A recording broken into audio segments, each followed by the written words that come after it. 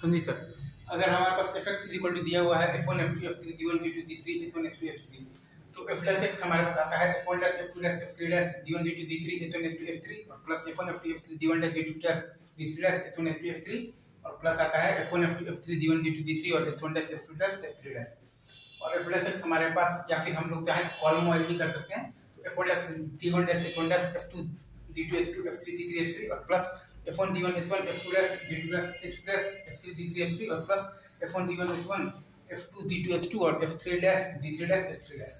That's thank you.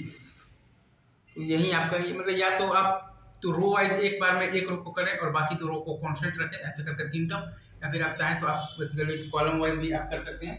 एक बार में आपको बेसिकली एक ही कॉलम को करना है और बाकी 2 कॉलम को कांस्टेंट रखिए और ऐसे करके आपके पास 3 टर्म्स आ जाएंगे। सही है।